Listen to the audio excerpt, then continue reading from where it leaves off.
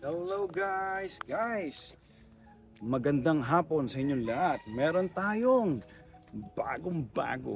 bagong-bago dahil ito ay 2023 Fortuner, Toyota Fortuner GRS 4x4.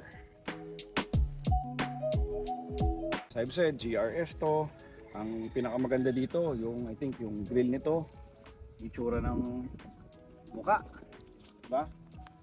Tapos, ang milyahe nito, 4,000 something kilometers lang, bagong-bago.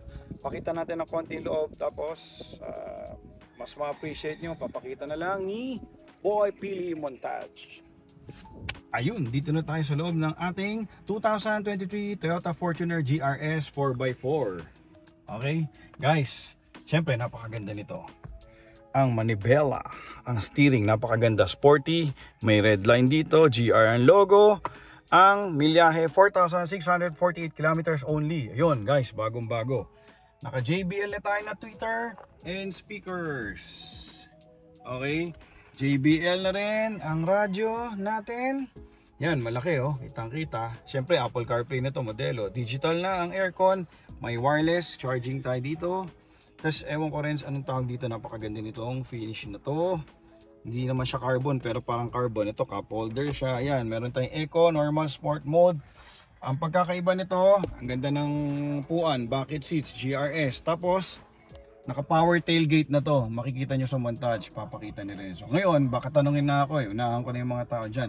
Bakit binenta bagong-bago, 4,000 plus ang milyahe? Kasi pumila to ng medyo matagal sa Land Cruiser LC300. For the meantime, bumili sila ng GRS, in-offer sila ng Toyota, kinuha nila para may magamit. Ngayon, lumabas na kasi yung brand new nilang LC3, kaya they decided to sell this car na to us. Yun lang guys. Maraming salamat sa mainit na pagtanggap. Thank you Lord, nakakagulat. Ginugulat nyo kami palagi ng magagandang unit.